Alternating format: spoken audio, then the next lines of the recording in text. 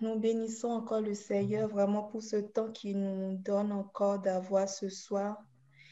Et vraiment, ma prière ce soir, c'est vraiment que le Seigneur même nous donne la vraie nourriture. Comme sa parole déclare que ma chair est une vraie nourriture, mon sang est un vrai breuvage, que vraiment ce soir, le Seigneur même puisse nous nourrir. Parce que lui-même dit que l'homme ne vivra pas de pain seulement, mais de toute parole qui sortira de la bouche de l'Éternel. Que vraiment ce soir, le Seigneur même nous donne à manger et que vraiment que nos âmes soient rassasiées, que vraiment là où il y a la sécheresse, que le Seigneur lui-même envoie sa vie. Donc, la Amen. question de ce soir, en fait, est une question qui est issue d'une intervention sur la question de la semaine dernière, mais ce n'est pas forcément des questions liées. Donc, je vais lire la question directement.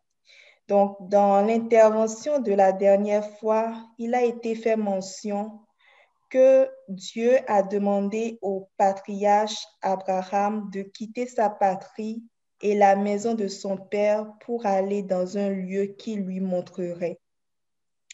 Donc, il a été fait également une correspondance entre le lieu d'où est parti le patriarche et la nature céleste, avec la nature céleste, et d'autre part, en fait, le lieu de l'héritage avec la nature céleste. Donc, autrement dit, le lieu d'où est parti le patriarche représenterait la nature terrestre, tandis que le lieu où Dieu a conduit le patriarche, c'est-à-dire Canaan, représenterait la nature céleste. Donc, on a commencé à répondre. Je sais que certains frères ont répondu à la question la semaine dernière, mais on va essayer de plus couvrir la question ce soir. Donc, ce serait de savoir, est-ce qu'on doit comprendre que Canaan est comparable à ce qui est céleste, c'est-à-dire à un lieu de la présence de Dieu comme Éden, où Adam était à l'abri des difficultés et des problèmes. Donc, c'est ça la question. Est-ce que Canaan, qui est le lieu de destination où Abraham devait aller, est-ce que ce Canaan-là, on peut comme faire une correspondance entre ce Canaan-là et Éden, ou le lieu de la présence de Dieu, en fait? Donc, c'est la question. Je nous laisse le micro. Soyons bénis. Amen. Amen. Amen. Je vais essayer d'apporter quelques éléments de réponse. Excusez-moi pour ma voix. Amen. Amen. Moi, je bénis le Seigneur pour la direction.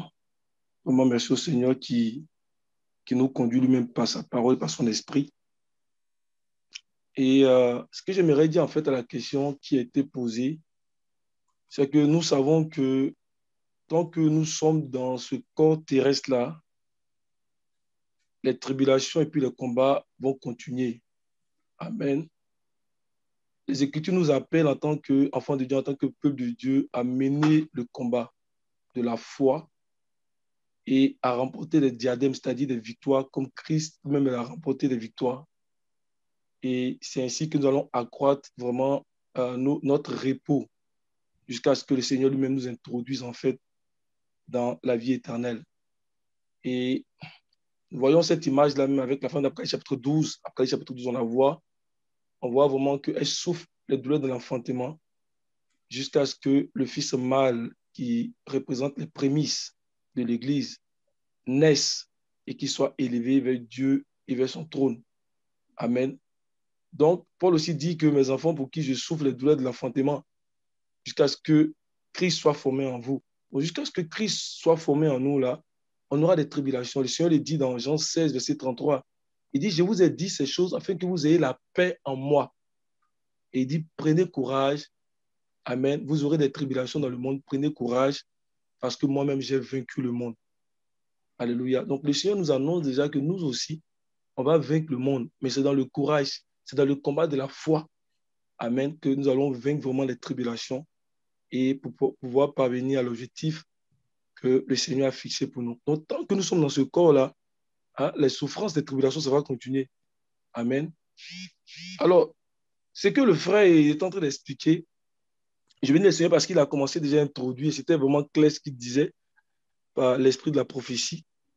Et ce qu'il a commencé, il a voulu expliquer, c'est que Canaan qui est l'héritage terrestre que Dieu a montré au patriarche Abraham et a promis par la suite à la descendance du patriarche, en fait, il est en train d'expliquer qu'en fait, ce Canaan-là, cette terre-là, c'est une préfiguration, mais c'est une image de l'héritage céleste que Dieu nous réserve à nous qui avons cru à la postérité, en fait, du patriarche Abraham qui est Christ, à nous qui avons donné notre vie, en fait, à Christ. Donc, c'est ça qu'il a voulu, en fait, expliquer. Amen. Je vais peut-être partir de Marc chapitre 1, peut-être pour nous amener à mieux apprécier là où je veux m'en venir, et nous permettre, en fait, de comprendre que c'est avec la première venue du Seigneur Jésus-Christ que Dieu est rentré dans la phase active de son projet. Amen. Mais ce que Christ est venu faire dans cette phase active du projet de Dieu, là, Dieu l'avait déjà annoncé des siècles auparavant. Il avait déjà préparé tout ce que Christ est venu faire, il l'a annoncé par l'esprit de la prophétie. Amen. Pour dire que le projet de Dieu, là, il y a un début, il y a une fin. Amen. Il y a un début et il y aura une fin. Christ, il est le début de ce projet, il est la fin de ce projet, mais il y a un début au projet de Dieu, il y a une fin. Amen. Dieu n'est pas venu puis commencer en même temps à présenter la réalité qu'est Christ. Il a annoncé les choses. Dieu, il est sage, il est méticuleux, il est vraiment intelligent de ce qu'il fait. Amen. Il a commencé à annoncer ces choses-là par l'esprit de la prophétie. Et quand Christ est venu, il est rentré dans la phase active. Amen, de ce projet-là. Et c'est là que nous voyons la sagesse de Dieu. Amen. Et nous allons aller dans Marc chapitre 1.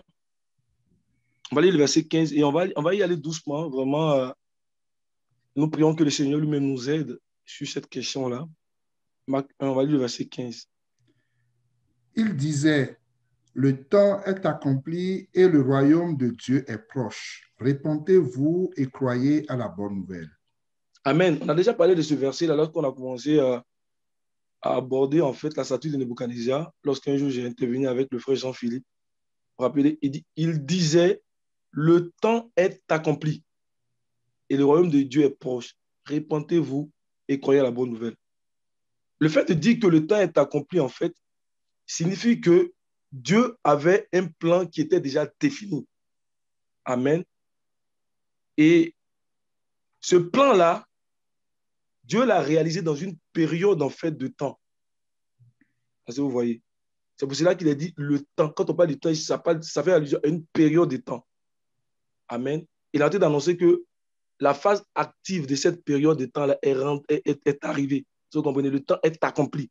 Donc, la phase active, en fait, de cette période-là est arrivée. Amen. Donc, Dieu a défini une période de temps pour accomplir son projet. Et cette période-là, qu'est-ce qu'il a fait? Il a subdivisé en plusieurs saisons. Rappelons-nous les enseignements que nous avons eus. Quand on parle de saison, on fait allusion aux différentes activités, aux différents événements qui se déroulent, mais qui prennent place, alléluia, dans la période de temps. Amen. Donc, on a une période de temps et on a des saisons. Donc, ce sont les activités, ce sont les événements qui se déroulent dans la période de temps. Amen. Donc, dans la saison de temps, si on veut parler comme ça, la saison de temps va nous révéler en fait les différentes actions que Dieu réalise. Amen. Selon son dessein, selon le but qu'il veut atteindre à la fin. Donc, on a une période de temps, on a les saisons, donc qui sont les différentes actions, les différents événements que Dieu réalise selon ce qu'il vise en fait. Voyez-vous? Et nous savons que selon ce qu'il vise en fait, c'est de nous amener à la plénitude de son image et de sa ressemblance, de nous élever. Amen. Donc, Dieu définit un temps, amen, dans une période de temps, il y a des saisons dedans. Alléluia. Donc, en disant que le temps est accompli en fait, le Seigneur est en train d'annoncer que la saison la plus importante dans la période de temps que Dieu a définie pour son projet est arrivée. Donc, il y a plusieurs saisons, l'avènement de Christ aussi, le premier avènement de Christ aussi, c'est une saison. Donc, il est en train d'annoncer que la saison la plus importante, alléluia, pour donc l'accomplissement de son projet est arrivé. Amen. Mais s'il y a une saison importante, c'est que avant la venue de Christ aussi, il y a eu des saisons. Il y a eu des saisons. Amen. Avant la venue de Christ aussi, il y a eu des saisons, comme je l'ai dit, où Dieu a annoncé ce que Christ allait venir faire. Et les Écritures nous révèlent que durant ces saisons-là, Dieu, à plusieurs reprises et de plusieurs manières, il a parlé par les prophètes pour annoncer d'avance ce qu'il allait faire par le Fils. Alléluia. J'espère que vous m'avez compris. Hein? Donc, on a une période, on a des saisons qui parlent des activités, des actions que Dieu définit. Dieu voit la fin du commencement. Et par rapport à cela, il va définir une période de temps. Et dans la période de temps, il va diviser en saisons. Et selon donc, son projet, selon l'esprit de la prophétie, il va agir en chaque saison. Donc, il va mener des activités. Amen. Donc, la saison où Christ est arrivé, c'est la saison la plus importante. C'est pour ça qu'il dit le temps est accompli. Amen. Donc, la période de temps est rentrée dans sa phase active. Amen. On va lire Hébreux chapitre 1, verset 1 au verset 2. J'espère que vous me suivez. Hein? Hébreux chapitre 1, Amen. verset 1 au verset 2. Après avoir autrefois, à plusieurs reprises et de plusieurs manières, parlé à nos pères par les prophètes, Dieu, dans ces derniers temps, nous a parlé par le Fils qu'il a établi héritier de toutes choses, par lequel il a aussi créé le monde. Amen. Vous voyez, après avoir autrefois, à plusieurs reprises et de plusieurs manières, parlé à nos pères par les prophètes. Donc, dans les saisons passées, alléluia, Dieu a parlé par les prophètes. Il a annoncé des choses par les prophètes. Voyez-vous? On dit, Dieu, dans ces derniers temps, donc dans la dernière saison, alléluia, nous a parlé par le Fils qu'il a établi héritier de toutes choses, par lesquelles il a aussi annoncé, il a aussi créé le monde. C'est pour ça que Ésaïe dit que précepte sur précepte, sur précepte, Ésaïe 28, il dit un peu par-ci. Enfin, tu peux le lire aussi, Ésaïe 28. C'est le passage qui me cherche. Je ne sais pas si c'est verset 9 ou verset 10 là. Ésaïe 28.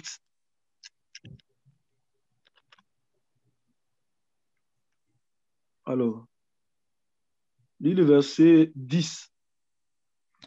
Car c'est précepte sur précepte, précepte sur précepte, règle sur règle, règle sur règle, un peu ici, un peu là. Amen. Donc, il a donné un peu ici, un peu là aux prophètes. Alléluia. Donc, pour leur annoncer. Et quand maintenant, on veut connaître toute la révélation de Christ, on doit passer par tous les prophètes, par l'esprit de la prophétie. Tout ce que les prophètes ont annoncé de Christ, là, l'esprit de la prophétie, on doit passer par là. Ça nous donne une révélation, je vais dire, globale. Et puis, une révélation vraiment pure de Christ. C'est pour ça que quand lui-même il a parlé aux disciples de Maïs, on dit commençant par Moïse et les prophètes. Donc, un peu ici, un peu là. Précepte sur précepte. Règle sur règle. Alléluia. Donc, c'est vraiment important. C'est pour ça que quand des frères ont commencé à exposer, c'est vraiment important que nous puissions suivre l'esprit de la prophétie. C'est très, très, très, très important. Amen. Donc, il a parlé par les prophètes. Et dans ces derniers temps, il parle par le Fils. Amen. Donc, c'est pour dire que le Fils, en fait, c'est la réalité de l'accomplissement des choses que Dieu a annoncées auparavant à ses serviteurs, les prophètes. Donc, Christ est la réalité. Dans ces derniers temps, il parle par le Fils. Amen. Il parle en fait par celui qui révèle le Père dans la réalité. Amen. Donc, il parle par le Fils qui est la réalité. Je dis que avant le Fils, lorsque Dieu parlait à ses serviteurs, les prophètes, par l'Esprit, il annonçait des choses aussi, des choses glorieuses, mais il le faisait de façon imagée. Est-ce que vous comprenez? Il le faisait de façon imagée, parce que Christ, c'est la réalité. C'est pour ça que la Bible dit que la loi était une ombre des biens à venir, et non les actes, représentations. Amen. Mais Christ, il est la réalité ou l'accomplissement des mystères que Dieu a annoncés auparavant, donc par ses prophètes, un peu par-ci, un peu par-là. Alléluia. Et une des choses, donc, quand on revient à notre sujet, donc, on a fait tout ce détour-là donc, pour revenir à notre sujet. Donc, quand on revient à notre sujet, une des choses dont Dieu a parlé de façon imagée, c'est l'héritage qui nous est réservé dans le ciel. Et qui maintenant a été mis en lumière par les apôtres et les prophètes de Christ. pour nous qui sommes parvenus à la fin des temps et qui gardons notre confiance en Dieu jusqu'à la fin. Amen. Donc, il a parlé, il a annoncé ça aussi par les prophètes. C'était imagé. Alléluia. C'était imagé. Et lorsque Moïse commence à décrire la terre de Canaan, cette terre de Canaan, il va utiliser un langage prophétique. Il va utiliser un langage prophétique au travers duquel, en fait, quand on commence à lire avec l'esprit de la prophétie, on commence à comprendre qu'au-delà de la terre physique de Canaan, en fait, il y a un héritage que Dieu voulait révéler. Alléluia. On commence à comprendre. Parce que je dis qu'il a annoncé de façon imagée. Et quand on commence à lire les prophéties, donc, ce que Moïse aussi a dit par rapport à cette terre de Canaan, qu'Israël a habité cette terre terrestre-là, on commence à comprendre qu'en fait, au-delà, en fait, il y a une révélation que Dieu voulait en fait nous donner. On va aller dans Deutéronome 11. Deutéronome 11, on va lire du verset 11 au verset 12.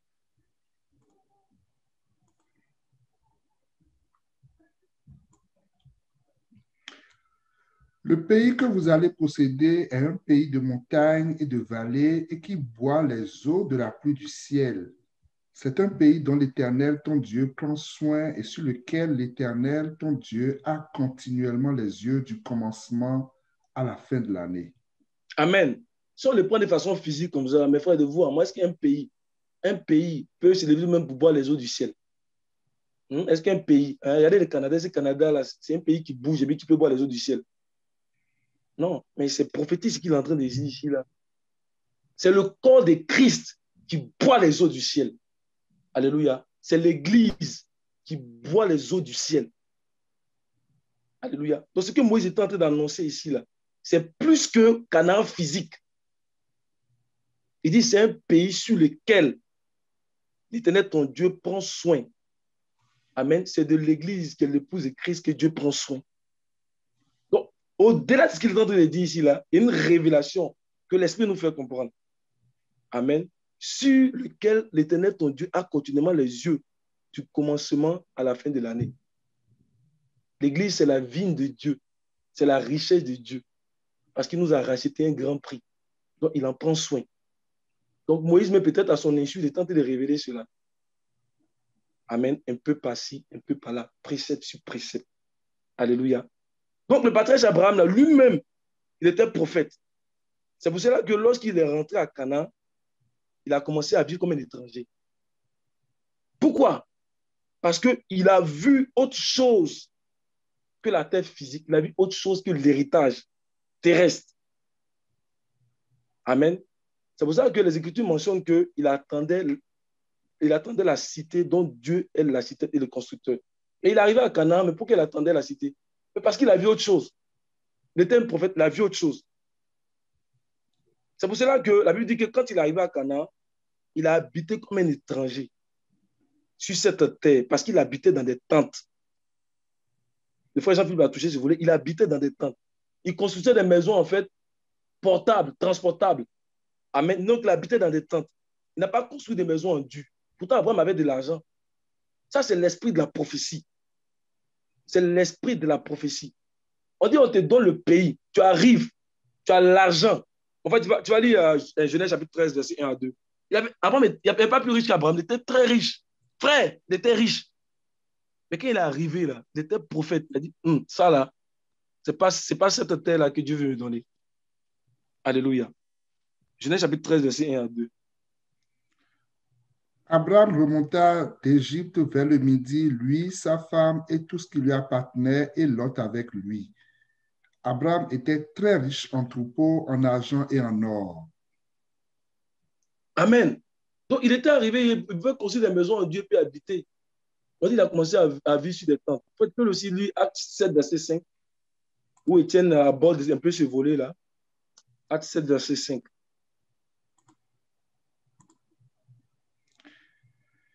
Il ne lui donna aucune propriété en ce pays, pas même de quoi poser le pied, mais il promit de lui en donner la possession et à sa postérité après lui, quoiqu'il n'eût point d'enfant.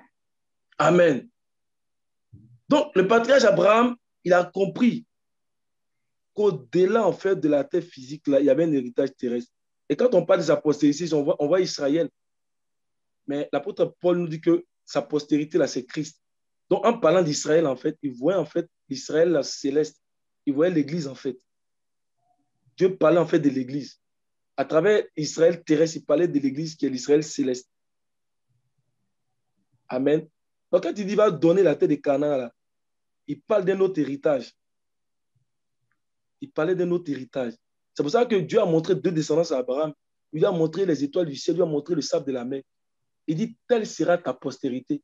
Mais quand on parle des étoiles du ciel, là, quand on parle de la descendance céleste, donc dans ce que Dieu est en train de faire, il révèle aussi ce qui est céleste. Donc nous, en lisant par l'esprit de la prophétie, on commence à comprendre ce que Dieu est en train d'expliquer. Amen. Donc il révèle aussi ce qui est céleste. Alléluia. Telle sera ta postérité. Amen. Donc il a compris qu'au-delà de l'appel physique, là, amen, il a compris que il a compris qu'au-delà de la terre terrestre de Canaan, là, il y a un héritage céleste. Un héritage qui n'est pas bâti par la main de l'homme, mais qui est bâti par la puissance de l'Esprit de Dieu, par la puissance d'une vie incorruptible. Il a compris ça. Alléluia. Il a compris qu'au-delà de l'appel physique qu'il a eu quand Dieu lui a dit quitte ton père, quitte ton pays, il a compris qu'au-delà de l'appel physique, là, il y a un appel céleste. Alléluia. Il y a une vocation céleste. Amen. Donc Dieu a présenté ça de façon imagée, il a présenté des choses terrestres, mais au-delà de ça, là, il y a ce qui est céleste. C'est pour cela que, regardez bien, quand David, il a eu l'intention de bâtir la maison de Dieu, dans 2 Samuel 5, vous pouvez le lire après, Dieu lui a dit, non, toi, tu es un homme de guerre. Ce n'est pas toi qui vas bâtir ma maison. Il dit, mais c'est ton fils Salomon qui va bâtir la maison pour moi. Il dit, c'est ton fils Salomon. Et ce même thème qu'il a utilisé de Salomon, là, l'auteur de l'Épître aux Hébreux aussi utilise ça dans Hébreux 1. On va aller dans Hébreux 1. Il faut que je retourne peut-être, je ne vais pas peut-être chercher en fait le verset dans 2 Samuel, ça va être un peu trop long. Mais vous allez voir. En fait, tu peux lire Hébreux 1 à partir du verset 3 là. Et qui étant le reflet de sa gloire et l'empreinte de sa personne et soutenant toutes choses par sa parole puissante, a fait la purification des péchés et s'est assis à la droite de la majesté divine dans les lieux très hauts. Devenu d'autant supérieur aux anges qu'il a hérité d'un nom plus excellent que le leur. Continue. Auquel des anges Dieu a-t-il jamais dit, tu es mon fils, je t'ai engendré aujourd'hui, et encore, je serai pour lui un père et il sera pour moi un fils. C'est bon, frère. Ça, là, si vous cherchez dans 2 Samuel 5, vous allez voir que Dieu, en parlant de Salomon, en fait, à David, il a dit, je serai pour lui un père et il sera pour moi un fils. Mais en parlant de Salomon, il voyait Christ. Il voyait Christ. C'est glorieux. L'esprit de la prophétie, c'est glorieux là où ça nous amène, c'est glorieux. Pour ça, nous prions que le Seigneur nous aide vraiment à marcher par l'esprit de la prophétie. Parce qu'il y a des choses qu'il a annoncées encore par les prophètes. Et si on a l'esprit de la prophétie, là, on va aller même jusqu'à toucher les choses de la fin. C'est vraiment important. Amen. Donc, revenons à notre sujet. Le patriarche a compris qu'au-delà de l'appel physique que Dieu lui avait adressé, il y avait un appel céleste, il y avait une vocation céleste. Et c'est ainsi que ceux et celles qui sont maintenant en Christ doivent regarder les choses. Parce que la vie chrétienne, là, ça ne s'arrête pas à la satisfaction de l'homme. C'est-à-dire à comment vivre dans la victoire sur les effets de la chute. Ça, c'est un premier niveau. Dieu nous a relevés de la chute pour que nous puissions vivre sur les effets de la chute. Mais ce n'est pas là la vie chrétienne s'arrête. C'est pour ça que nous avons dit que Éden, c'est un état. Amen. Ce n'est pas là que la vie chrétienne s'arrête. Mais la vie chrétienne va aller au-delà de la chute, de vivre dans la victoire des effets de la chute. Amen. Ça va au-delà de la simple restauration de l'homme. Alléluia. La vie chrétienne, en fait, c'est de vivre, en fait, selon la satisfaction de Dieu. Amen. Au-delà de la satisfaction de l'homme. Parce que tout ce qu'on dit, voici les miracles qui vous accompagneront, tout ça, c'est pour notre satisfaction. Mais ce n'est pas là. Parce que Dieu va être satisfait, en fait, quand nous, qui sommes devenus chrétiens, quand nous qui l'a appelé là, on va être selon la vocation de Dieu en Jésus-Christ. C'est là que Dieu sera satisfait. Amen. Donc, il y a un appel qui est terrestre, il y a un appel qui est céleste. Allons au-delà. Alléluia. Allons au-delà. Amen. Revenons maintenant sur ce que nous étions en train de dire par rapport à la tente. Alléluia. Et on a dit que le patriarche, en fait, il a habité dans des tentes. Lorsqu'il est arrivé sur le territoire de Canaan, et c'est là bien qu'il était bien riche, c'est là bien qu'il était riche. Et quand on parle en fait de la tente, ça nous ramène dans, selon l'esprit de la prophétie, en fait, ça nous ramène en fait dans la dernière des 7 fêtes de l'Éternel, qu'on appelle en fait la fête de Sukkot, ou encore en français la fête des tabernacles, ou encore la fête des tentes, ou encore la fête du repos final. Alléluia. Donc, en habitant sur des tentes, là, en fait, il est en train de parler en fait d'un repos final que Dieu allait donner, alléluia, au-delà en fait de la terre physique. Il est en train de dire qu'il y a un héritage céleste qui va être pour nous un repos final, un repos total. Donc, il est en train de parler de la fête des tentes. Il est en train de parler de la glorification de notre corps. Il est en train de parler de la transformation de notre corps. Il est en train de parler de la victoire sur la mort. C'est pour ça qu'il habitait sur des tentes. Non pas parce qu'il a voulu construire des tentes comme ça, non. C'est l'esprit de la prophétie. Alléluia. Et c'est de cela que Hébreux 4, verset 10 parle. En fait, tu vas lire ça aussi.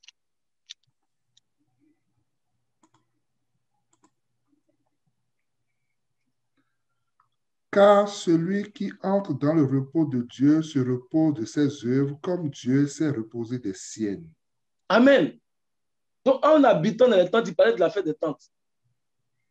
Il est en train de dire qu'il y a un héritage céleste. Il y a une cité dont Dieu est l'architecte.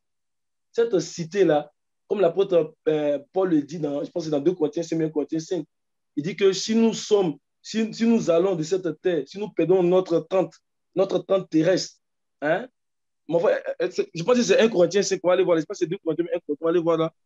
2 Corinthiens. C'est 2 Corinthiens combien? 5. 5, voilà. Non, c'est pas qu'il voulait habiter dans les tentes, hein. Non, il y a l'esprit de la prophétie ici, mes frères. 2 Corinthiens 5. Nous savons en effet que si cette tente où nous habitons sur la terre est détruite, nous avons dans le ciel un édifice qui est l'ouvrage de Dieu, une demeure éternelle qui n'a pas été faite de main d'homme. Amen. Il attendait la cité dont Dieu est l'architecte et le constructeur. Alléluia. Nous savons que nous avons un domicile céleste. Nous avons un corps céleste. Amen. Donc le patriarche, en vivant dans des tentes, malgré qu'il avait l'argent, il annonçait en fait cela. Alléluia. Il annonçait. Donc au-delà de Canaan, là, il a vu autre chose. Alléluia. Et comment est-ce qu'il a vu ça? Comment est-ce qu'il a fait pour voir cela? On va aller dans Genèse chapitre 13, versets 15 à 18. Genèse chapitre 13, versets 15 à 18. Car tout le pays que tu vois, je le donnerai à toi et à ta postérité pour toujours. Je rendrai ta postérité comme la poussière de la terre, en sorte que si quelqu'un peut compter la poussière de la terre, ta postérité aussi sera comptée. Lève-toi, parcours le pays dans sa longueur et dans sa largeur, car je te le donnerai. Abraham leva ses tentes et vint habiter parmi les chaînes de Mambré qui sont près d'Hébron, et il bâtit là un autel à l'Éternel. Amen. Si vous lisez plus haut, ils vont dire que c'est lorsque Lot s'est en fait détaché d'Abraham que Dieu lui a dit regarde. C'est pas ça que je cherchais. Il lui a dit regarde. Parce que Lot là, quand il a voulu choisir sa part, en fait, tu vas lire aussi le verset 10 au verset 13 pour voir ce que Lot a fait. Verset 10 au verset 13 de Genèse 13, pardon. Lot leva les yeux et vit toute la plaine du Jourdain qui était entièrement arrosée. Avant que l'Éternel eût détruit Sodome et Gomorrhe, c'était jusqu'à Tsoar comme un jardin de l'Éternel, comme le pays d'Égypte. Lot choisit pour lui toute la plaine du Jourdain et il s'avança vers l'Orient. C'est ainsi qu'ils se séparèrent l'un de l'autre. Abraham habita dans le pays de Canaan et Lot habita dans les villes de la plaine et dressa ses tentes jusqu'à Sodome. Amen. Amen. Les gens de Sodome étaient méchants, c'est ça? Oui. C'est ça. Donc, Lot, il a vu vraiment un endroit qui était beau à ses yeux. C'était arrosé, c'était comme le jardin de l'Éternel. Mais là où Abraham habitait, là, c'était comme rien. Parce que quand tu regardes avec les yeux physiques, là, tu ne peux rien voir. Ça ne ressemble absolument à rien. Alléluia. Ça ne ressemble absolument à rien. C'est quand Lot est parti que Dieu lui a dit, regarde. Quand Dieu lui a dit, regarde, Dieu a ouvert ses yeux. Et Abraham a vu au-delà de la terre physique qu'il voyait. Si vous lisez la suite, Dieu lui a dit, regarde. Quand Dieu te dit, regarde, c'est qu'il va te montrer les choses, non pas selon ce qui est physique, mais selon ce qui est spirituel. Et c'est là qu'Abraham a vu la cité dont Dieu est l'architecte et le constructeur. Amen. Et c'est pareil aussi dans les Écritures aussi, quand on lit les Écritures. Parce que lorsque tu plonges tes regards dans la parole de Dieu, qui nous révèle notre héritage céleste en Christ, et que tu commences à regarder cette parole avec les yeux physiques, sans l'assistance du Seigneur, sans un soupir à vouloir comprendre ces choses-là, alors il est impossible de voir les richesses qu'elle renferme. Ce n'est pas possible. Mais lorsqu'on médite par l'esprit de la prophétie, et que tu soupires après ces choses que tu lis, et que tu cherches à les comprendre, le Seigneur commence à t'élever comme il est élevé Jean sur l'île de Patmos. Et tu commences à voir la parole, non pas comme un livre qu'il faut lire, mais tu commences à découvrir en fait les richesses inestimables qui sont dedans. Le Seigneur dit que la chair ne sait de rien. Les paroles que je vous ai dites sont esprit et vie. La vie qui est dans la parole commence à venir en toi parce que tu découvres les richesses qui sont dedans. C'est ce qui s'est passé avec Lot et puis Abraham. Lot a regardé la terre et pour lui, c'était rien. Il a regardé ce qui était physique. Alors qu'on dit les gens de Sodome étaient méchants. Mais il n'a même pas regardé la méchanceté, il a regardé la beauté et ce qui était physique. Et Abraham, Dieu a dit, regarde, parce qu'il s'attachait aux choses de Dieu, parce qu'il aimait les choses de Dieu. Or, que Dieu nous donne un cœur qui aime sa parole, qui aime ces choses. Alléluia. C'est vraiment important, mes frères, ce que nous sommes en train de dire. Amen. Donc, parce que l'autre, il était encore dans les liens. Il avait encore des liens avec les choses de la terre. Il n'a pas pu voir, en fait, la terre au-delà de la terre physique de Canaan. C'est comme ça qu'aujourd'hui, les gens, quand ils regardent les choses de Dieu, là, mais ceux-là même, bien, mais ça, ça dit quoi même? Qu'est-ce que ça dit même? Et je demande pardon à Dieu parce que nous tous, on était dedans. Avant, quand tu dis là, mais c'est comme les mots d'un livre cacheté, comme ils avaient dit. Tu ne vois rien. Les gens parlent de ça, ils me disent, mais et même là, qu'est-ce qu'ils sont en train de lire comme ça? Mais que Dieu nous ouvre les yeux. Qu'on découvre maintenant le pays en long, en large, alors que nous sommes en train de lire. Amen. C'est vraiment important. Amen. Donc, l'autre, il a levé les yeux, il a vu la plaine du Jourdain qui était entièrement arrosée. On dit, avant que l'Éternel eût détruit Sodome et Gomorrhe, c'était jusqu'à Soar, comme un jardin de l'Éternel, comme le pays d'Égypte. On dit comme le jardin d'Éternel, mais on dit comme le pays d'Égypte. Donc, si le Seigneur lui avait donné les yeux pour voir, il allait voir que c'était comme le pays d'Égypte. Donc, c'était comme le jardin d'Éternel, mais en bas, là, c'était comme le pays d'Égypte. Que Dieu nous aide. C'était comme le pays d'Égypte. Amen. Mais les Écritures mentionnent qu'il a levé les yeux. Il a vu la plaine du Jourdain qui était entièrement arrosée. Et il a dit que c'était comme Soar. C'était comme le territoire qu'il a choisi, là, c'était beau à l'œil physique, c'était joli. Mais avec l'Esprit du Seigneur, ce beau territoire, là, ça cachait des ténèbres épaisses. Ça veut dire que l'Éternel illumine les yeux de votre cœur, en fait, vous sachez. C'est-à-dire qu'il amène à la lumière les choses qui sont cachées. Amen. Que vos yeux voient, pour que votre espérance grandisse. Alléluia. Donc, avec l'esprit de la prophétie, c'est que le frère est en train d'expliquer, avec l'esprit de la prophétie, quand on suit les pas du patriarche Abraham, là, on peut voir le parcours que nous réalisons en Christ. Amen. Tu vas lire Genèse chapitre 12, je vais vite faire pour terminer. Genèse chapitre 12, le verset 1. L'Éternel dit à Abraham, va-t'en de ton pays, de ta patrie et de la maison de ton père dans le pays que je te montrerai. Amen. Mais Abraham, où il habitait en Mésopotamie. Amen. C'est en Mésopotamie que se trouve la Babylonie ou bien la Babylone. Amen. Et puis plus précisément dans le sud de la Mésopotamie, c'est là-bas que se trouve la Babylone. Amen. Donc quand on parle de Babylonie, là, on parle aussi du territoire des Chaldéens, des Chaldéens. Et on a eu plusieurs enseignements. Chaldéens ou Chaldéens, ça veut dire, ça signifie en fait briseur de mort ou comme des démons. Donc il habitait dans un territoire comme des démons. C'est-à-dire que pour nous, c'est lorsqu'on était enchaîné par les œuvres des ténèbres. C'est lorsqu'on était sans Christ. Amen. Donc là où il est quitté là même, là, ça nous parle en fait de ce qui est terrestre. Ça nous parle en fait de ce qui est charnel. Alléluia. Donc pour nous aujourd'hui, là, c'est tout ce qui touche au système politique, au système commercial, au système religieux corrompu auquel nous étions auparavant attachés. Et Dieu nous a appelés à sortir de ces choses-là. C'est pourquoi Apocalypse chapitre 18 dit, sortez du milieu d'elle, sortez de la Babylone. Il nous a appelés à sortir de ces choses-là.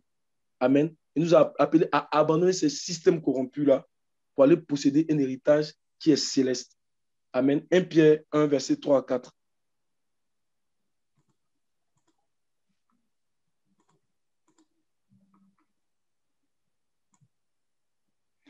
Béni soit Dieu, le Père de notre Seigneur Jésus-Christ, qui, selon sa grande miséricorde, nous a régénérés pour une espérance vivante par la résurrection de Jésus-Christ d'entre les morts, pour un héritage qui ne se peut ni corrompre, ni souiller, ni flétrir, lequel vous est réservé dans les cieux. Amen. Nous avons été appelés pas pour un héritage qui est terrestre, mais à l'image d'Israël, nous sommes le peuple. Nous sommes en fait le peuple céleste de Dieu. Nous sommes la Jérusalem céleste. Nous avons donc été appelés pour aller posséder un héritage qui est céleste. Donc Dieu, il a parlé de cette façon imagée, pour que nous puissions comprendre. La Bible dit que ces choses, elles sont arrivées pour nous servir d'exemple. Alléluia. Donc, pour nous qui sommes arrivés dans la fin de ces temps-là, nous lisons ces choses-là et nous commençons à comprendre. Amen. Nous commençons à comprendre que Aga était une alliance, mais que Sarah aussi est une alliance. On commence à comprendre ces choses-là. Alléluia. Et à travers aussi le parcours du patriarche Abraham, on voit aussi le parcours de la justice. Genèse 15, verset 6, la Bible dit qu'il a cru en Dieu et Dieu lui a imputé sur la justice. Et Abraham a marché jusqu'à ce qu'il arrive dans Genèse chapitre 22, où il a offert son fils Isaac en holocauste. Et la Bible dit que Dieu a juré par cette action-là qu'il allait donner en fait l'héritage à ses descendants. Et Jacques va répondre cela dans Jacques chapitre 2 pour dire que par la foi, parce qu'il a commencé à marcher du Genèse chapitre 15, verset 6, par la foi et l'obéissance, il est arrivé à Genèse chapitre 22, la foi du patriarche a été rendue parfaite. Sa justice il a reçu la justice de Dieu, sa foi était devenue parfaite. Vous comprenez? On voit aussi le chemin de la justice. Donc, au travers de tout ce que le patriarche Abraham a fait, là, Dieu a voulu aussi nous enseigner certaines choses. Alléluia, la terre physique, sa descendance physique, il y a tout ce qui est céleste que nous pouvons aller chercher dedans. Il y a beaucoup de choses à dire là, mais c'est ce que j'avais à cœur. Et je prie que le Seigneur lui-même continue à nous affermir sur ces choses-là, que nous puissions aller chercher les choses selon l'esprit de la prophétie. Quand les apôtres commencent à parler dans Actes, mais quand Paul, vous lisez beaucoup les Actes là, il dit c'est ce que le Saint-Esprit a révélé par la voix, mais par la bouche de David, son prophète. Et il commence à dire que le Seigneur a dit que tu n'abandonneras pas mon âme dans les séjours des morts. Il dit c'est le Saint-Esprit qui a révélé cela à David. Amen. Parce que ça annonçait des temps à venir. Et Ézéchiel a parlé, Isaïe a parlé, les prophètes ont parlé. Et il y a beaucoup de choses qu'on peut aller chercher là-bas par l'esprit de la prophétie. Ne disons pas et puis ne voyons pas ça de façon physique. Mais demandons à l'esprit de nous aider vraiment à rentrer dans la pleine révélation de ces choses-là. Et cela est disponible dans ces derniers temps parce que le Seigneur est à l'œuvre. Le Saint-Esprit nous a été donné justement pour nous révéler ces choses. Que Dieu nous bénisse au nom de Jésus. Amen. Amen. Amen. Amen. Amen. Que le Seigneur soit béni. Merci, frère Némel. Donc, s'il y a d'autres frères qui veulent intervenir aussi sur la question, le micro est à vous. Amen. Alléluia. Vraiment que le Seigneur te bénisse, mon frère. Te fortifie, renouvelle tes forces. Alléluia. Je voudrais aussi intervenir rapidement aussi pour dire que Éden n'était pas la finalité d'Adam. Canaan n'était pas la finalité d'Abraham. Et nous allons établir ces choses-là, comme Emile a déjà dit. Je vais apporter quelques versets dans ce sens-là. Et aller rejoindre la prophétie d'Adam lorsqu'il a dit « C'est pourquoi l'homme quittera son père et sa mère, s'attachera à sa femme » en faisant le lien avec l'histoire aussi d'Abraham, pour qu'on voit aussi certains angles. Dans Hébreux 4, le verset 8, pour dire que Canaan n'était pas la finalité. Là, l'apôtre Paul fait une déclaration assez puissante. Parce que pour Israël, rentrer dans la terre promise, rentrer dans Canaan, c'était comme la finalité pour eux. Mais l'auteur aux Hébreux dit quelque chose ici par rapport à ça. Vas-y, mon frère, si tu as trouvé. Car si Josué leur eût donné le repos, il ne parlerait pas après cela d'un autre jour. Il y a donc un repos de sabbat réservé au peuple de Dieu. Alléluia.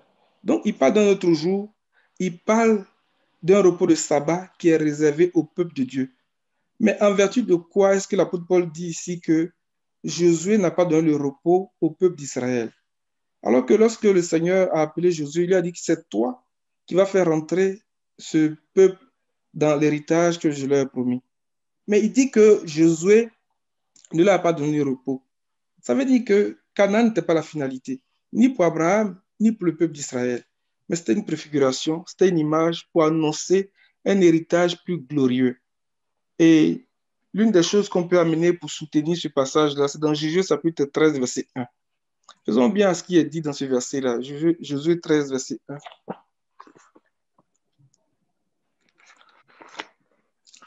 Josué était vieux, avancé en âge. L'Éternel lui dit alors, tu es devenu vieux, tu es avancé en âge, et le pays qui te reste à soumettre est très grand. Alléluia. Il dit que tu es vieux. Josué était vieux, il était d'un âge avancé. L'Éternel lui dit alors, tu es devenu vieux, tu es d'un âge avancé, et le pays qu'il te reste à conquérir est très grand. Donc Josué n'a pas conquis tout le pays. Donc il n'a pas donné du repos au peuple d'Israël. Ce verset-là vient établir clairement ce que l'apôtre Paul dit dans Hébreux 4, verset 8. S'il avait conquis tout le pays, en ce moment, on aurait pu dire qu'il leur a donné du repos. Mais il n'a pas conquis tout le pays. Et le Seigneur même dit, tu es vieux, tu es un âge avancé, et le pays qui te reste à conquérir est très grand. Donc Josué n'a pas donné du repos au peuple d'Israël. C'est un enseignement pour nous. C'est une illustration pour nous, pour venir rejoindre la pensée de l'apôtre Paul quand il dit qu'il reste un repos de sabbat. Mais quel est donc ce repos de sabbat? Alléluia. Et c'est ça que nous cherchons. Et c'est à cela que nous portons nos regards sur ce que l'esprit de la prophétie nous révèle. Donc Canaan n'était pas la finalité, ni pour Abraham, ni pour le peuple d'Israël. Et Éden n'était pas la finalité non plus pour Adam. Nous allons considérer ce que l'ange a dit à Lot, pour revenir sur le passage que le frère Memel a partagé, dans Genèse 19, le verset 17. Après les avoir fait sortir, l'un d'eux dit, sauve-toi pour ta vie, ne regarde pas derrière toi et ne t'arrête pas dans toute la plaine. Sauve-toi vers la montagne de peur que tu ne périsses. Alléluia. Je reprends la version seconde ici, dit, après les avoir fait sortir, l'un d'eux dit, échappe-toi pour sauver ta vie. Ne regarde pas derrière toi et ne t'arrête nulle part. Il dit nulle part dans la plaine. Réfugie-toi dans la montagne, sinon tu disparaîtras. Regardez bien, il dit disparaîtra. C'est très, très capital. Parce que quand on va aller regarder ce qui s'est passé entre Abraham et puis Lot au moment de leur séparation, la Bible dit qu'avant que le Seigneur n'eût détruit Sodome et Gomorrhe, la plaine du Jourdain qui était entièrement arrosée était comme un jardin de l'Éternel, comme le pays d'Égypte. Parce qu'il y a quelque chose que le Seigneur va détruire à la fin. Il y a quelque chose qui va être détruit. Donc, il dit à Lot, il dit, ne regarde pas derrière toi. Ça, c'est ce que nous voyons dans Hébreu lorsqu'il dit que si le juste revient en arrière, mon âme ne prend point plaisir en lui. Qu'aucun de nous ne revienne en arrière, les amis. Que celui qui est sur le toit ne descende pas pour prendre son habit dans la maison. Que celui qui est dans les champs ne retourne pas en arrière. Ça, c'est pour dire qu'il faut garder la foi. Il faut garder la foi. Si le juste revient en arrière, mon âme ne prend point plaisir en lui. Ça, c'est dans Hébreu. Alors, ça, c'est la première chose dans ce que l'ange a dit à Lot. Il dit, échappe-toi pour sauver ta vie. Donc, sors de cette partie-là. Sors de Sodome et Gomorrhe. Ne regarde pas en arrière. Et la troisième chose qui nous intéresse pour ce soir, il dit, ne t'arrête surtout pas, ne t'arrête nulle part dans la plaine. Pourquoi? Parce que la plaine a été le début de la chute, si on peut dire ça comme ça, de Lot. C'est cette plaine-là que Lot a vue et il s'est laissé séduire, il s'est laissé attirer. Donc, quand on va dans Genèse 13, verset 10,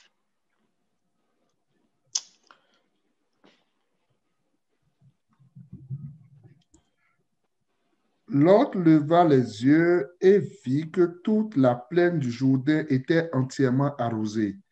Avant que l'Éternel n'ait détruit Sodome et Gomorrhe, c'était jusqu'à soi comme un jardin de l'Éternel, comme l'Égypte.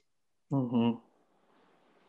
Lot choisit pour lui toute la plaine du Jourdain et se mit en route vers l'est. Voici d'où est qu'est partie la chute de Lot. Il a fait cette partie-là et il s'est arrêté là. Il a d'abord choisi cette partie et il s'est mis en route vers l'est. Et comme si ça ne suffisait pas, il a progressé encore jusqu'à Sodome et Gomorrhe. Verset 11, pardon. Lot choisit pour lui toute la plaine du Jourdain et se mit en route vers l'est. C'est ainsi qu'ils se séparaient l'un de l'autre. Abraham s'installa dans le pays de Canaan. Dans la version Semeur, il dit que Abraham se fixa. Alléluia. J'ai bien aimé cette expression. Abraham se fixa dans le pays de Canaan.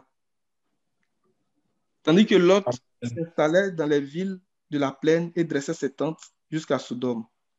Les habitants de Sodome étaient mauvais et péchaient beaucoup contre l'Éternel. Cette histoire nous présente deux hommes. Cette histoire nous présente deux types de croyants, deux hommes. L'un qui marche selon la chair et l'autre qui marche selon l'esprit. Mais au-delà de ces deux hommes-là, le Seigneur est tenté de nous montrer une réalité qui concerne l'homme dans son individualité. Il y a deux réalités en l'homme. Donc, on va prendre cette image-là et puis on va essayer de comprendre la pensée du Seigneur lorsque Adam a prophétisé, en faisant le lien avec Genèse chapitre 12. L'apôtre Paul dit c'est un mystère. Dans Genèse 2, verset 23, verset 24. Et l'homme dit, voici cette fois celle qui est os de mes os et chair de ma chair. On l'appellera femme parce qu'elle a été prise de l'homme. Vas-y, verset 24. C'est pourquoi l'homme quittera son père et sa mère et s'attachera à sa femme et ils deviendront une seule chair. L'homme Alléluia. et sa femme étaient tous deux nus et ils n'en avaient point honte. L'apôtre Paul dit ce mystère est grand parce que ce mystère parle des chrétiens de l'Église. Donc, il dit que c'est pourquoi l'homme quittera son père et sa mère et s'attachera à sa femme. Quand on va dans Genèse chapitre 12, lorsque le Seigneur appelle le patriarche Abraham, il dit des choses bien précises dans le verset 1. L'Éternel dit à Abraham, quitte ton pays, ta patrie et ta famille et va dans le pays que je te montrerai.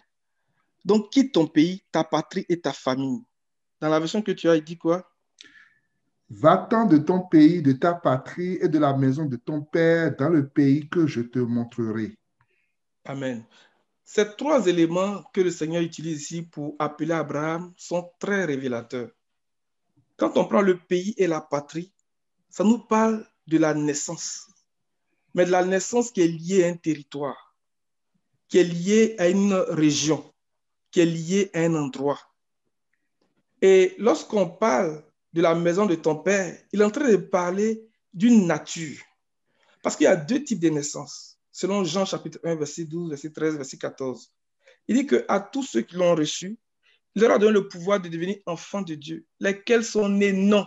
Et puis il commence à citer. Ça, c'est un type de naissance.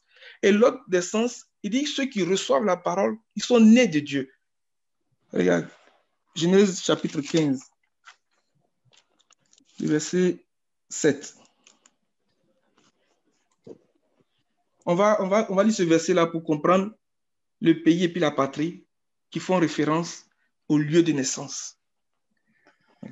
L'Éternel lui dit encore, je suis l'Éternel qui t'a fait sortir d'Our en Chaldée pour te donner en possession ce pays.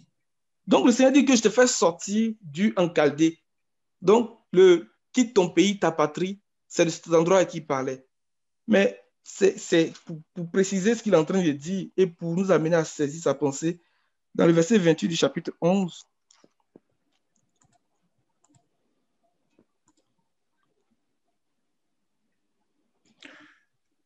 Et Aram mourut en présence de Téra, son père, au pays de sa naissance, à Our en Chaldée. alléluia. Donc, Ur en Chaldée, Le Seigneur est en train de parler du pays de leur naissance. Donc, la naissance qui est liée à un endroit. Amen. Mais pour préciser encore sa pensée, il va ajouter de la maison de ton père. Quand on est de quelqu'un, la Bible dit que nous portons son image et sa ressemblance. Dans Genèse chapitre 5, lorsqu'on parle de la descendance d'Adam. On va dire verset 3. Adam, âgé de 130 ans, engendra un fils à sa ressemblance selon son image, et il lui donna le nom de Seth. Âgé de 130 ans, Adam eut un fils à sa ressemblance, à son image. Donc, il a eu un fils à sa ressemblance, à son image. Mais de quelle image il parle? Ou d'où est-ce que vient l'image? Mais l'image est dans la semence. L'image est dans la semence. Or, la naissance dont il est question, parlant de Abraham, de la maison de son père, c'est une naissance qui est terrestre. C'est une naissance qui est charnelle. C'est une naissance qui est selon la volonté de l'homme, qui est selon la chair et qui est selon le sang. Or, le sang, c'est dans le sang que se trouve l'image et la ressemblance. Donc, le sang est la semence. Donc, en disant à Abraham, quitte ton pays, ta patrie, quitte la maison de ton père, il est en train de dire à Abraham, quitte l'image que tu as reçue de ton père, mais quitte la ressemblance que tu as de ton père. Donc, cette image qui est terrestre. Quitte cette image-là, quitte cette réalité humaine-là, pour un autre pays que je vais te montrer. Un pays là où tu vas te fixer. Ce fixer-là est très puissant parce que ça vient montrer l'attachement, ça vient montrer l'unité ou bien le lien. Il est fixé, il est accroché. On va aller lire Jean chapitre 1.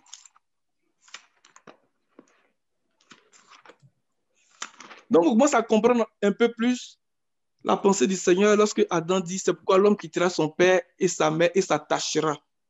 Donc, mon père et ma mère qui m'ont mis au monde, selon ce que Jean dit dans Jean chapitre 1 ici. Donc, je dois quitter cette réalité-là pour aller m'attacher à ma femme, pour m'attacher au Seigneur. On va dire ça comme ça, on se comprend. Hein? Parce que là, on sort de la réalité terrestre, là. On parle maintenant de Christ et de l'Église. Donc, Jean chapitre 1, s'il te plaît, mon frère. On va dire verset 12. Mais à tous ceux qui l'ont accepté, à ceux qui croient en son nom, elle a donné le droit de devenir enfants de Dieu, puisqu'ils sont nés non du fait de la nature, ni par une volonté humaine, ni par la volonté d'un mari, mais qui sont nés de Dieu. Alléluia. Puisqu'ils sont nés non du fait de la nature, ni par la volonté humaine, ni par la volonté d'un mari, mais ils sont nés de Dieu. Donc, le Seigneur dit à Abraham, quitte ton pays, ta patrie, quitte la maison de ton père pour le pays que je vais te montrer. Le Seigneur est en train de dire, quitte cette réalité-là, cette réalité de laquelle tu es issu, c'est-à-dire qui vient de la volonté d'un homme, la volonté d'un mari, qui vient du sang, qui vient de la chair. Mais la volonté elle-même, là, c'est ça qui caractérise l'âme. L'âme est l'individualité de l'être humain, est la personnalité de l'être humain. Et cette volonté-là est une puissance, est une force. Donc l'homme a cette volonté. Dieu nous a créés, mais il nous a donné aussi le choix de décider. Donc c'est ça qui caractérise notre âme. L'homme peut choisir de se soumettre totalement à Dieu en élevant son esprit dans les choses de Dieu, comme il peut choisir de se soumettre au désir de la chair en obéissant au désir de la chair, comme il peut choisir de faire ce qu'il veut, parce que Dieu n'impose pas. Et nous prenons cette image-là et puis nous essayons de comprendre ce qui se passe entre Lot et puis Abraham. Quand il était question de choisir, Lot a choisi la plaine du Jourdain. Peut-être pensait-il que c'était la finalité, ou bien parce qu'il s'est laissé attirer parce qu'il voyait. Donc Adam aussi ne devait pas s'arrêter au niveau du jardin. Adam devait achever sa course pour rentrer pleinement dans la divinité. Mais Adam, qui a été créé au début, avant le péché, quand on va dans Genèse chapitre 2, verset 7, la Bible dit que Adam était il avait un corps, il avait un esprit, il avait une âme. Mais cette âme-là, qui est le centre de la décision, qui est comme l'élément pivot entre l'esprit de Adam et son corps, mais en même temps aussi qui est le produit du contact de l'esprit que Dieu a mis à l'homme et de son corps qu'il a formé. Regardons Genèse chapitre 2, verset 7. L'Éternel Dieu forma l'homme de la poussière de la terre. Il souffla dans ses narines un souffle de vie et l'homme devint un être vivant. Dans ce verset, il y a trois choses. L'Éternel Dieu façonna l'homme avec la poussière de la terre. Donc, ça se rapporte au corps de l'homme. Il insuffla un souffle de vie dans ses narines. Donc, ça se rapporte à l'esprit que Dieu a mis en l'homme. L'homme devint un être vivant. Dans notre version, on dit une âme vivante. C'est en ce moment que l'âme a été créée. Donc, l'homme, effectivement, il a un esprit, une âme, un corps. Mais l'âme, là, c'est ça qui fait la volonté. C'est par l'âme que l'homme décide bien choisir, soit d'obéir à Dieu, donc en élevant son esprit vers Dieu, ou bien en se soumettant au désir de la chair. Donc, en se soumettant à la chair, en se laissant attirer par tout ce qui est extérieur, comme l'autre, ben, il va devenir un être charnel. Et c'est cette nature charnelle-là que Dieu veut, il va détruire à la fin. Donc, quand on vient dans Genèse chapitre 13, il dit qu'avant que l'Éternel n'eût détruit Sodome et Gomorrhe, le jardin là était entièrement arrosé. Genèse 13, verset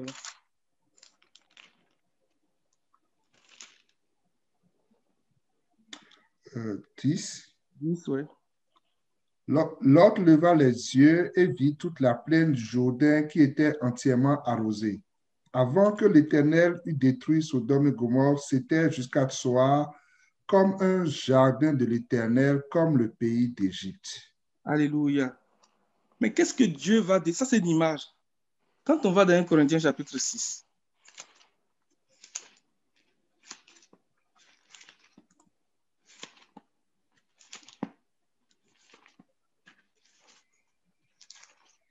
je n'ai pas encore trouvé. À partir du verset 12. 1 Corinthiens 6. Tout m'est permis, mais tout n'est pas utile. Tout m'est permis, mais je me laisserai asservir par quoi que ce soit. Les aliments sont pour le ventre et le ventre pour les aliments, et Dieu détruira l'un comme les autres. Alléluia. Mais, c'est cette nature-là que Dieu va détruire. Cette nature charnelle, cette nature animale, si on peut dire ça comme ça. Dieu va détruire ça. Il dit, avant que l'Éternel n'eût détruit Sodome et Gomorrhe, c'était comme un jardin. Or, dans Isaïe 58, verset 11, il dit que l'âme est comme un jardin. Donc, si notre âme choisit de s'attacher aux choses de la terre, mais notre âme va devenir charnelle, on va devenir des êtres charnels, des êtres, j'avais dit animaux, mais ça, là, Dieu va détruire ça à la fin. Et ça, là, ça nous parle de la confusion, ça nous parle de Babylone. De la même manière que Babylone va être détruite à la fin, là, on comprend aussi que cette nature-là va être détruite à la fin. C'est pour ça que Job a compris cela. Il dit que lorsque ma chair aura été détruite, alors je le verrai. Lorsque ma chair aura été détruite, je le verrai tel qu'il est. Alléluia. Mes yeux le verront et non ceux d'un autre. Mais la Bible dit que lorsqu'on le verra, c'est qu'on sera devenu semblable à lui. Mais comment est-ce qu'on devient semblable à lui? C'est dans ce cheminement-là que Abraham s'est inscrit. Il a choisi, il s'est séparé de l'autre, il a choisi de se fixer dans le pays. Il a choisi de porter les regards sur cet appel-là. Et c'est ce que Hébreu nous explique dans Hébreu chapitre 11, après le verset 8, qui dit que lorsque Abraham est parti, il est parti par la foi, sans savoir où il allait. Tu peux dire ça pour nous, s'il te plaît? C'est par la foi qu'Abraham, lors de sa vocation, obéit et partit pour un lieu qu'il devait recevoir en héritage et qu'il partit sans savoir où il allait. C'est par la foi qu'il vint s'établir dans la terre promise comme dans une terre étrangère, habitant sous des tentes, ainsi qu'Isaac et Jacob, les co-héritiers de la même promesse. Car il attendait la cité qui a de solides fondements, celle dont Dieu est l'architecte et le constructeur. Continue. C'est par la foi que Sarah elle-même, malgré son âge avancé, fut rendue capable d'avoir une postérité parce qu'elle crut à la fidélité de celui qui avait fait la promesse. C'est pourquoi d'un seul homme déjà usé de corps naquit une postérité nombreuse comme les étoiles du ciel, comme le sable qui est sur le bord de la mer et qu'on ne peut compter. C'est dans la foi qu'ils sont tous morts sans avoir obtenu les choses promises, mais ils les ont vus et salués de loin, reconnaissant qu'ils étaient étrangers et voyageurs sur la terre. Ceux qui parlent ainsi montrent qu'ils cherchent une patrie. S'ils avaient eu en vue celle d'où ils étaient sortis, ils auraient eu le temps d'y retourner. Mais maintenant, ils en désirent une meilleure, c'est-à-dire une céleste. C'est pourquoi Dieu n'a pas honte d'être appelé leur Dieu, car il leur a préparé une cité. Alléluia. Car Dieu leur a préparé une cité.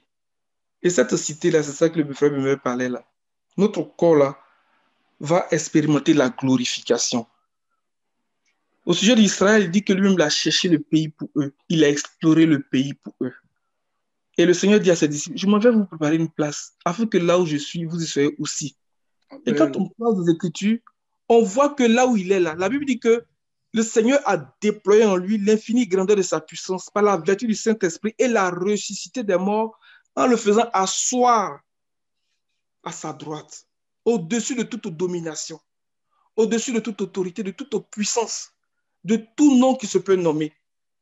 Alléluia. Mais ce verset-là nous renvoie à Genèse chapitre 1, à partir du verset 26. Faisons l'homme à notre image, selon notre ressemblance, et qu'il domine. Donc, c'est dans cet état-là que le Seigneur est en train de nous conduire. Donc, pour que nous aussi, on parvienne à cet état-là, suivons l'exemple d'Abraham. Abraham avait compris que c'était de ça qu'il parlait. Donc, il a commencé à habiter sous des tentes. Il a commencé à habiter sous des tentes, comme s'il hâtait ce moment-là, comme s'il hâtait ce moment. Il tentait de prophétiser pour nous, pour que ce soit une instruction pour nous, pour que ce soit un enseignement pour nous. Amen. Que le Seigneur nous aide à comprendre ces choses-là. Je vais finir sur notre image. Quand on va dans Apocalypse chapitre 22,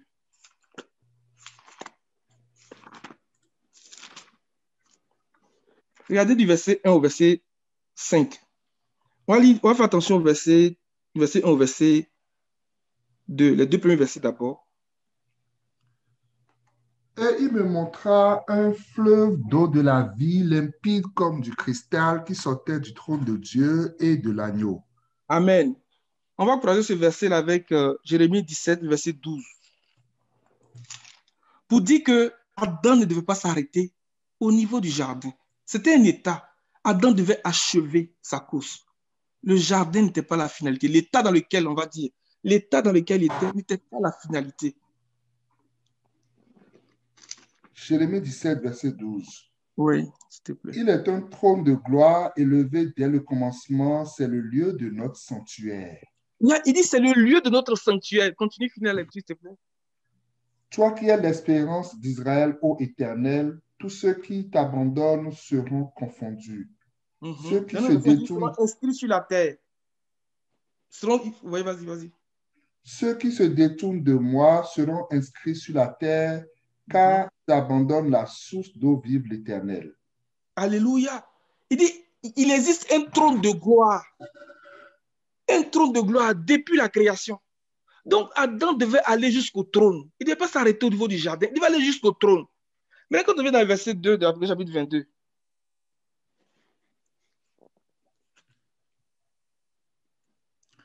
au milieu de la place de la ville et sur les deux bords du fleuve, il y avait un arbre de vie produisant 12 fois des fruits, rendant son fruit chaque mois et dont les feuilles servaient à la guérison des nations. Alléluia. Regarde, arbre de vie. Quand tu vas dans Proverbe 13, verset 12, il dit que tout désir accompli est un arbre de vie. Donc, l'arbre qui était dans le jardin que Adam voyait, puis il n'a pas choisi là. Dieu est en train de montrer que voici ce que je désire. Je veux que tu sois accompli. Je veux que tu arrives à ton accomplissement. Proverbe 13, verset 12. Un espoir différé rend le cœur malade, mais un désir accompli est un arbre de vie. Alléluia. Donc, ce table de vie-là, c'est l'accomplissement que Dieu veut pour chacun de nous. Que nous dépassions le jardin d'Éden, l'état du jardin d'Éden, pour aller jusqu'au trône, le trône de gloire éminent depuis la création, élevé depuis la création. Et c'est ce que l'ange est en train de dire à Lot. Il dit, ne t'arrête pas là, mais réfugie-toi dans la montagne. Dans Ésaïe 57, verset 15, il dit que j'habite dans les hauteurs et dans la sainteté. Élève ton esprit, élève ton âme dans la sainteté, dans la hauteur, dans la consécration, dans l'adoration avec le Seigneur, dans la communion avec le Seigneur, pour sauver ta vie. Pour sauver ta vie, ne t'arrête pas là. Dépasse la plaine, dépasse ce jardin-là. Même si c'est beau, dépasse. Élève ton âme, élève-toi vers le trône de Dieu. Amen. Alléluia. Et l'arbre de vie, là, ce table-là, quand tu vas dans Ésaïe 65, verset 22, il dit que il compare ça à la durée de vie, à la longueur de jour, à la vie éternelle. Donc, c'est la plénitude même, c'est la plénitude, c'est l'homme accompli en fait. C'est l'homme accompli en Christ, qui est devenu comme Christ. Ésaïe 65, verset 22. Ils ne construiront pas des maisons pour qu'un autre les habite. Ils ne feront pas des plantations pour qu'un autre en mange, car la vie des membres de mon peuple sera aussi longue que celle des arbres, et ceux que j'ai choisis jouiront du fruit de leur travail. Alléluia. La vie des membres de mon peuple sera aussi longue que celle. Donc, il parle de la longueur de vie, de la vie éternelle. Mais en même temps, il là parle de l'espérance. Donc, c'est notre espérance. Notre espérance qui est accomplie. Et les fruits nous parlent de la manifestation. Quand on parle de fruits, on parle de la manifestation. C'est pour ça qu'il dit que dans Genèse chapitre 1, verset, du 3e jour, il dit que à chaque espèce produit selon sa semence. Donc, tu ne peux pas avoir un manguier qui donne citron. Ce n'est pas possible. Donc, la semence de vie de Dieu qui est en nous, là, va nous amener à coup sûr à être comme Dieu lui-même il est. Parce que c'est dans la semence qu'il y a l'image, il y a la ressemblance. Je ressemble à mon père parce que je suis né de lui. Si tu mets Marc Élisée ici, et puis nous tous là, quand quelqu'un va venir, il ne va pas dire qui est son papa. On sait qui est son papa. C'est comme ça. Donc la semence de Dieu, elle va produire selon son espèce, donc va donner Dieu lui-même. Maintenant, un autre point qu'il faut remarquer dans le verset 5 de Genèse 22, pour dire que Éden n'était pas la finalité, ou bien cet état dans lequel Adam était n'était pas la finalité. Regardez bien le verset 5. Genèse 22, verset 5. Il dit à ses serviteurs, restez ici avec l'âne. Pardon, c'est Apocalypse 22, pardon. Apocalypse 22, oui. Pardon. Verset 5. Il n'y aura plus de nuit et ils n'auront besoin ni de lampe, ni de lumière, parce que le Seigneur Dieu les éclairera et ils régneront au siècle des siècles. Regardez maintenant, il précise, parce que il dit que la ville, il dit que, verset 5, il n'y aura plus de nuit et il n'aura besoin ni de la lumière d'une lampe. Pas la lumière de la lampe là, ça se trouve dans le lieu saint. Ça se trouve dans le lieu saint. Et ni de la lumière du soleil. La lumière du soleil là, c'est le parvis. C'est ça qui éclaire le parvis. Alléluia. Mais il dit que la ville n'a pas besoin d'être éclairée parce que Dieu lui-même l'éclaire. Oh, que le Seigneur nous fasse arriver, rentrer dans le lieu très saint. C'était le seul endroit dans le tabernacle de Moïse où il n'y avait pas de lampe physique, il n'y avait pas de lumière, mais c'était la Shekinah, la gloire, la présence de Dieu dans cet endroit-là. Et c'est là que le Seigneur nous attend. Il a dit à Moïse, c'est du haut du propitiatoire, c'est là que je me rencontrerai avec toi, c'est là que je te parlerai, c'est là que je te donnerai des ordres pour les enfants d'Israël. Malgré tout le service qui était fait dans le tabernacle de Moïse, il rentrait tout le temps dans le lieu saint, mais les vraies instructions, les vraies directives venaient du haut du propitiatoire. C'est là. Et dans Nombre 7, verset 89, la Bible dit que lorsque Moïse parlait avec Dieu, il ne voyait pas, mais il entendait la voix lui parler, et puis il ressortait, et puis il venait instruire Israël. Mais cette fois-ci, Christ est venu pour nous, et puis il a rendu ce chemin-là accessible. C'est ouvert. Il dit, venez, je suis là, venez. Alléluia. C'est pour ça que Ézéchias a tellement compris. Il était oppressé. Il vit une situation difficile. Il reçoit la lettre des messagers du roi d'Assyrie. Assyrie, là, c'est lui qui a mangé la chair d'Israël. Et Babylone a broyé les eaux. Donc, il vient et puis il déroule la lettre devant le roi. Il dit, Seigneur, toi qui sièges, alléluia, entre les chérubins, entre les chérubins, là, la journée des expiations, ce qui se passe là, c'est ça qui nous assure la rédemption. C'est ça qui fait que nous sommes propices. C'est ça qu'on appelle le propitiatoire. Mais le Seigneur dit maintenant, là, ce n'est pas une seule personne qui est rentrée. Puis il dit, je suis rentré, venez, suivez-moi. Venez. Donc il dit alors, ne t'arrête pas là. Ne t'arrête pas au niveau du lieu saint.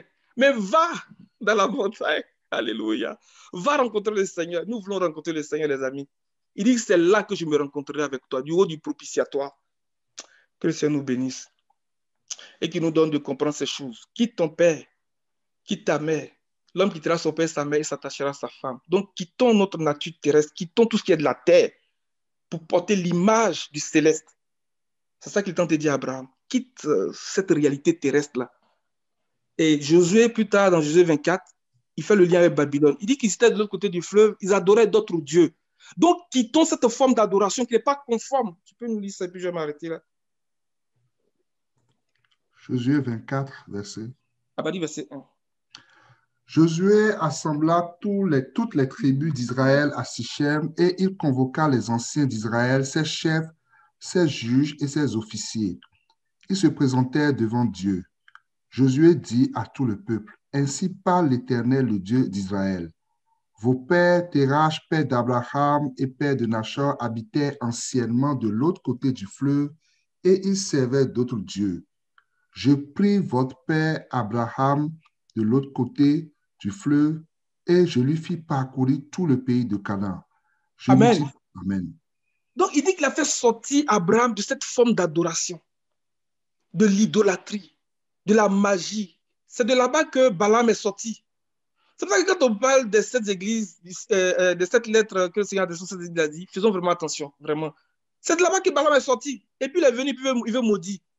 Il dit, sortons de là, sortons de Babylone, sortons de ce système religieux et cherchons le Seigneur, attachons-nous au Seigneur, élevons-nous vers le trône, élevons-nous dans la montagne pour sauver notre vie. Il y a une chose qu'on doit garder à l'esprit. À la fin de l'âge, il va y avoir deux natures qui vont arriver à leur plein accomplissement. La nature de Christ et la nature de la bête. Ce qui va être détruit là, de même que la chair va être détruite, mais la bête aussi, Daniel nous dit que le corps de la bête a été détruit et livré aux flammes. Donc des gens vont devenir comme la bête parce qu'ils portent la marque de la bête à cause de cette forme d'adoration-là. À la fin, ils vont être détruits. Que Dieu nous préserve de ces choses. Portons l'image du céleste. Parce que le terrestre va être détruit. Alléluia.